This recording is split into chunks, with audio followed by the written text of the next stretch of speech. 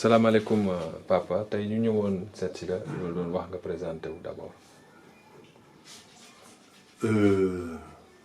man maa ngi tudd Demba Seck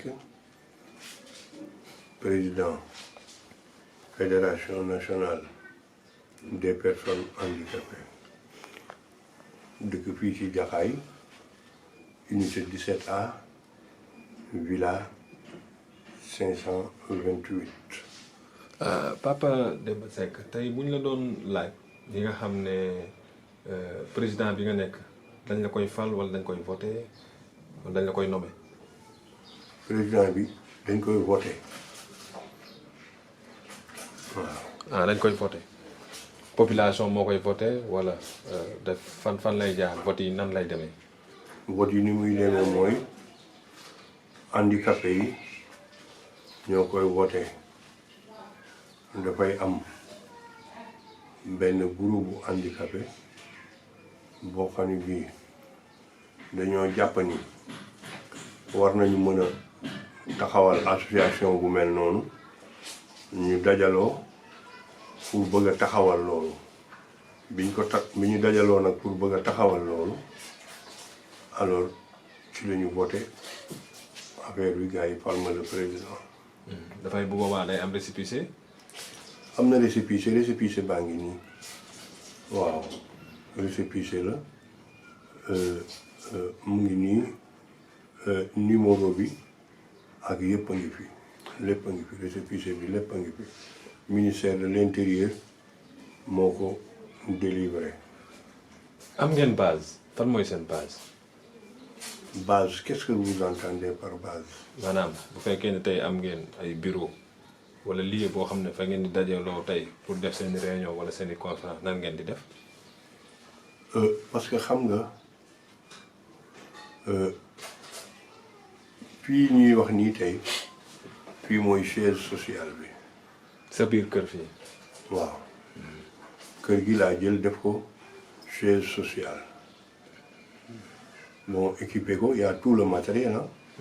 y a les ordinateurs yaa ngi gis ne photocopieuse bi ci kaw table bi. ordinateur yaa ngi fi lépp a ngi fi. tout le matériel nécessaire. mu ngi fi. seulement nag dem louer benn kër di ko fay par weer bu dee alors wut fa au moins lu mu gàtt dina am benn gardien ak benn femme de charge. gannaaw gardien bi ak femme de charge bi dina am personnel bu bari bu nekk foofu te doo ko mën a fay kooku moom jéem a yenuloo attanul la quoi moo tax ma libérer quelques espaces ci kër gi pour mu nekk chaise bi. est-ce que yéen ngi am ay subventions ci côté localité yi mairie yi wala gouvernement du Sénégal wala les bonnes volontés est-ce que yéen koy am. mairie bi je dis non mairie Jaxaay Parcelles ñàkkul rab je dis non mosuñu subventionné mbootaay bi mosul am même ay aides yi ñuy joxe nii sax duñ ko jox ay membres mbootaay bi ci seen bopp lañ koy yemale et tout a été politisé waaw parce que ñoom seen aides yeeg seen yëpp dañ ko politiser ñun nag comme les associations sont laïques et apolitiques nous ne sommes pas politiques waaw. est-ce que ku ñu jox nag ñu jël séddale membres yi ku ñu joxul du tee ñu ngi dem ci biti di wuti di ko jox membres yi. est-ce que papa mos ngeen fa dem pour solliciter leen. mairie bi ni ma xamee sama bopp noonu laa xamee maire bi personnel ba fa nekk A ba Z ñoom ñëpp xam nañ ma xam naa leen. maire bi ci boppam xam na ma xam naa ko avant muy nekk maire ba ni mu nekkee maire xam na ma xam naa ko xam naa mairie baa ngi nii à 0 mètre de chez moi xam naa këram xam naa maire bi xam naa secrétaire municipal bi xam naa secrétaire am personnel ba nekk ca mairie ba yëpp A ba Z ñoom ñëpp xam nañ ma xam naa leen waaw. sama question moo nekkoon papa comme li ma la waxoon sànq rek mooy est-ce que mos nga fa dem solliciter leen pour wax leen ne leen vraiment association bii nii mi ngi dox ci wàllum lii wala mi ngi dox ci lee wala nga bind kayit yóbbu fa est-ce que loolu mës na am. dama ne récépissé association bi ci boppam mu nga ca mairie ba mairie bi avant muy taxaw délégation spéciale moo fi nekkoon délégation bu njëkk ba dañ doon liggéeyandoo ak association bi délégation bi aide tabaski bu ñëwaan dañuy liggéeyandoo ak association bi jox ko benn quota bi association bi tasaare ko ci dëkk bi deuxième bépp daal équipe bu fi ñëw ci mairie bi depuis délégation ak yëpp ci délégation yi fi jaar yëpp liggéeyandoo ñoom le maire ci boppam moo nanguwul liggéey ak ñun xamuñu nag lu tax aussi on n'a rien contre lui hein on n'a rien contre lui moom nag moom moo xam lu tax liggéeyandoo ndoowul ak ñun parce que ñun depuis 2007 ba léegi ñu ngi fiy def ay du social avant mairie bi ñun ñoo fi doon def social avant existence mairie bi social ñoo ko njëkk a def fii Jaxaay et puis social fii liñ ci def ëpp na 20 millions ci social boo koy xayma waaw ëpp na social parce que dañ doon joxe ay xaru tabaski di joxe ay denrées ceeb diwlin suukar café meew tàndarma pour koor gi et cetera am na ci benn tabaski moo xam ne 80 moutons lañ ci joxe waaw du tee yenn tabaski yi tamit dañu jël ay nag bu ñu nee suba la defar nag yi ci guddi gi def ko ay sachet de 10 kilos jox ko ñu ko yelloo waaw. waaw comme ni ma la wax sànq rek bu fekkee ne yow tey loolu noonu maire war leen a jox wareef la ci yéen comme ni ma la wax sànq te bu fekkee ne demande dekku fa wala bon récépissé comme ni nga sànq récépissé mi ngi fa. parce que souvent aussi xëy na yow ak maire mun ngeen xamante c'est dans le cadre amical wala ay xaritoo te loolu noonu mun na am na différence ak ki nga xam ne tey ak maire bi nga xam ne tey moom moo toog ci mairie bi nekk fa comme maire bu fekkee wareef la ci moom est-ce que du woon yoon yow nga dox sol say dàll dem fa poser ko le problème. ma ne at bii ñu génn subventionné na ASC yi ak yeneen association de développement yi nekk ci dëkk bi yépp ba mu des man.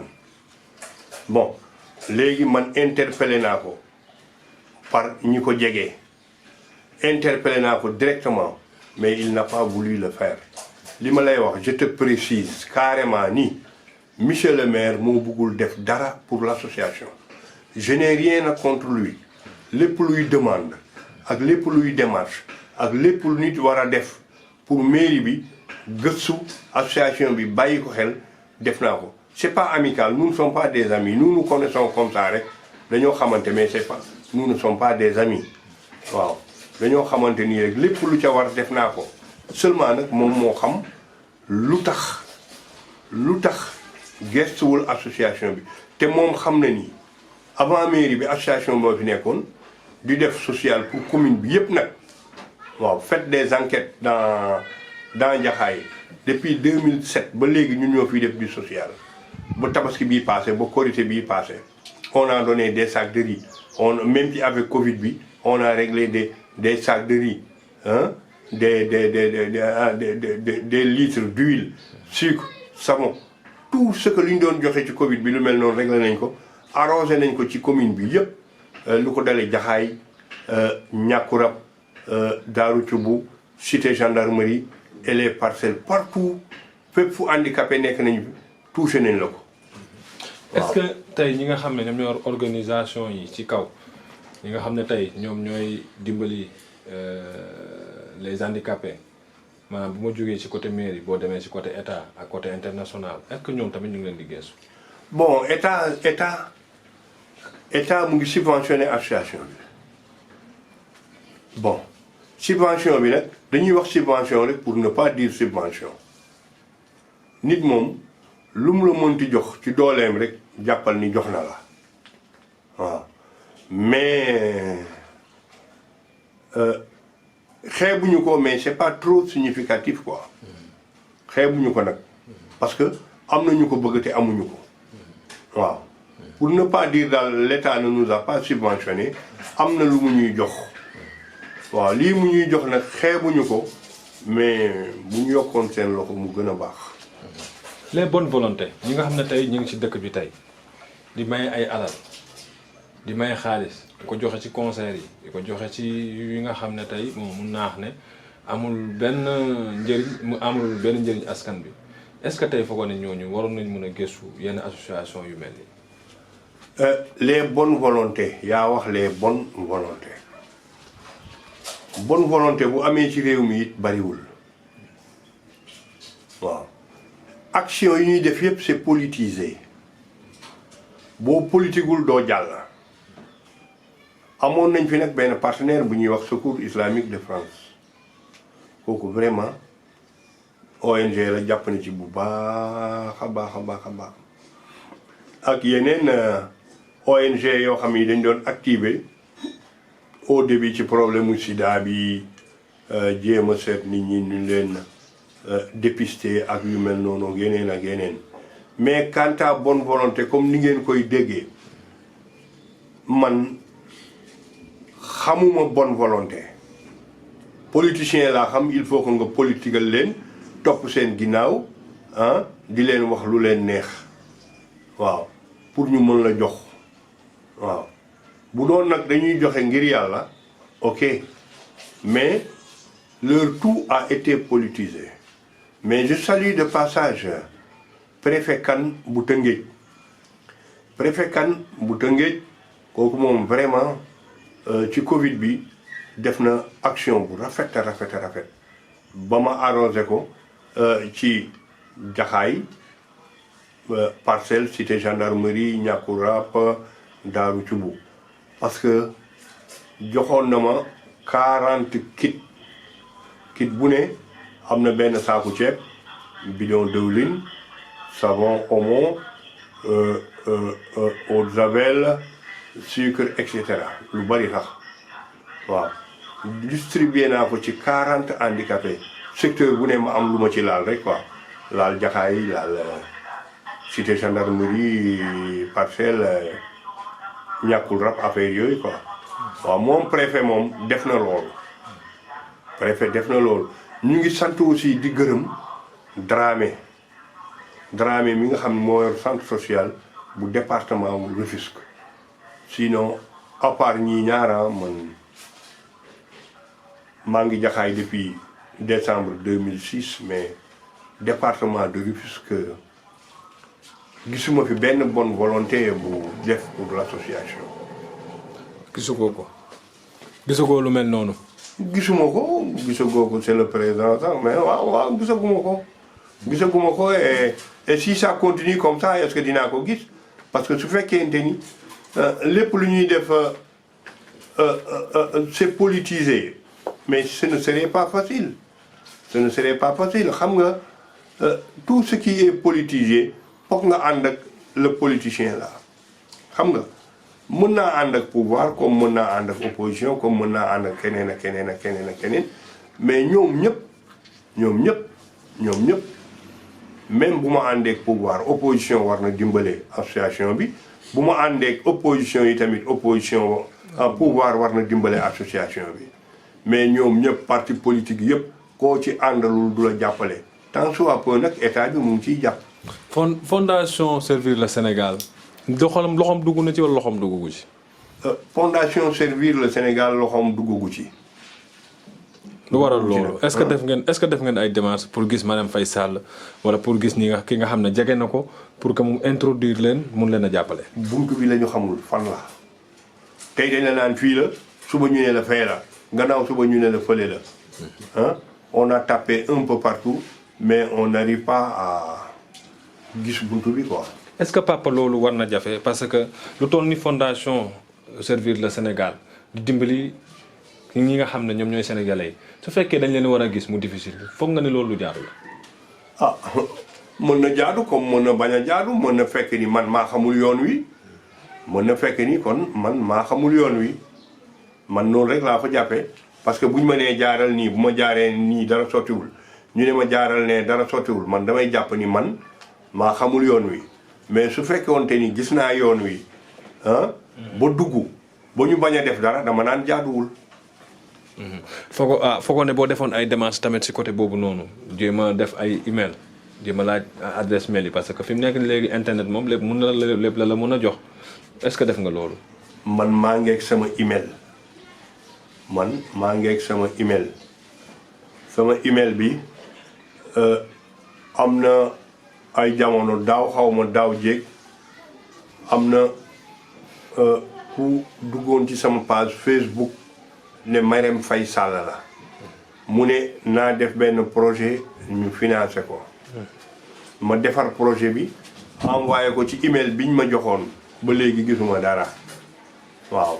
mais papa loolu yëpp kan moo la koy gérer tey bu fekkee ne tey da nga am page Facebook gis naa ne sànq yaa ngi manipuler sa téléphone te amul kenn ku la dimbali mais si côté page Facebook ak yooyu normalement war na mën a am ku lay dimbali si côté boobu noonu kan la war kooku kan la.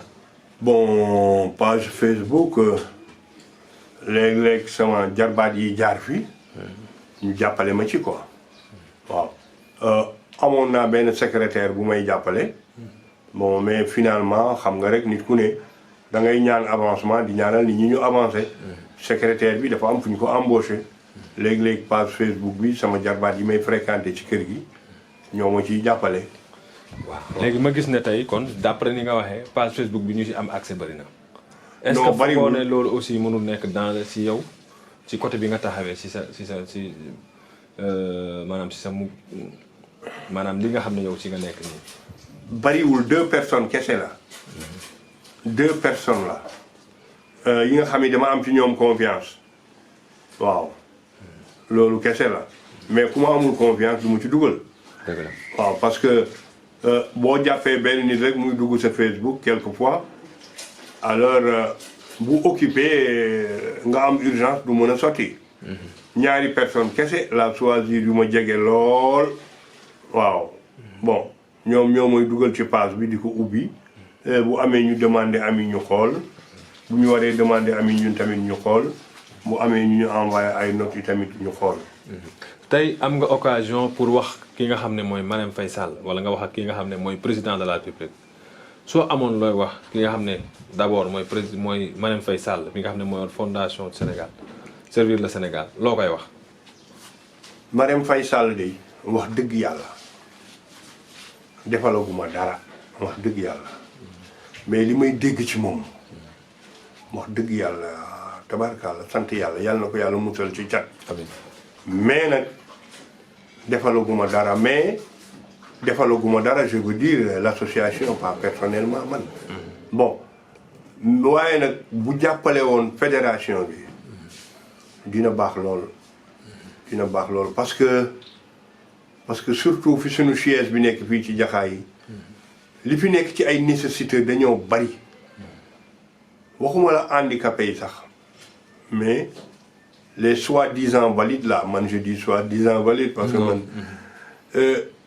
j'ai pas vu quelqu'un qui est valide à 100% donc les soi-disant valides là ah ñoom sax ñoo gën a sonn alors handicapé yi boo koy xool daanaka parce que pourquoi dafa di li nga gis góor boo xam ni day nekk ci këram lu mu lekk mbala lu mu naan të ko lool te rus na taxaw ci tali bi di yelwaan mënu ko léegi nag handicapé bi moom bu méttee ba métti moom war na mën a tàllal loxoom yelwaan malgré que yelwaan gënul ci kenn c'est ce que je disais à sama benn partenaire dafa ñëwoon fii ne ma pour les personnes handicapées ma ne ko man de bëggoon naa nga jàppale ma ngir yàlla ci lenn mu ne ma lan ma ne ko handicapé yi ay nécessité lañu mais wóor na ma ni Jaxaay bi li fi nekk ci nécessité du handicapé kese valide yi ci seen bopp vraiment daf ci am ay góor yoo xam ni tabarkalla dañoo mënut a yuuxu rek waaye ñu sonn lañu bu doon sama sago li nga may jox pour ma jox ko handicapé yi nga permettre ma bu ma joxee handicapé yi ba pare ma élargir ko jëmale ci ñooñu mu ne ma amul benn werante comme ndimbal li moom handicapé bi ndimbal li war na pour moom mais góor su dem ba alors pour nga añ sax problème la kooku tamit ku ko dimbale mu jël permettre naa la ko am na benn ONG boo xam ne doon naa liggéeyee nag moom noonu ci biir commune bi fii ci Jaxaay kooku vraiment lim ma indil fii ci ay denrées ak matériel ak yooyu yëpp boo ko calculer boo ko xaymaa war na mat minimum ay 15 millions. Marème Faye Sall nag bu ma amoon ndimbalam damay jël de. te soxla naa ko it. vraiment soxla naa ndimbalam bu baax a baax a baax. xaw ma fu mu may déggee. waaw. waaye mais nag na gestu fédération nationale des personnes handicapées bi nga xam ni Demba Seck moo ko jiite. te siège social bi nekk Jaxaay unité 17A villa 528. sa numéro téléphone boo ko doon joxe pour que tey ku la soxla bëgg la dimbali ci association bi ndax mu nga ko jox nii. kay am naa 77 550 78 73 am naa aussi 70 332 13 11. bamtuwaatal ñaari numéro yëpp. bamtuwaatal ñaari numéro yëpp. 77 550 78 73 beneen bi 70 332 13 11. papa tey émission bi mi nii di waaj a jeex ñoo doon wax tey soo amoon li nga xam ne tey yaa ngi koy dénk askanu Jaxaay ñi nga xam ne ñoo nekk tey ci dëkk bi ñu gis ne Jaxaay bëri na ay directeur général wala ministre wala ay ñi nga xam ne tey yàlla am na lu mu leen dénk tey boo si doon wax di leen dénku lan nga leen di dénku lan nga leen mën a wax pour que ñoom ñu mën a jàppale association. bon directeur général fii ci commune bi benn laa ci xam muy Diène Ndiaye. est-ce que mi ngi jàppale askanu Jaxaay. mu ngi ciy def lu mu man de nit moom. comme day def te ne lii laa man da ngay jàpp ni loolu la man waaw waaye daal mu ngi ciy def loo xam ni. nee na lii la man te mu ngi ciy def lu mu man.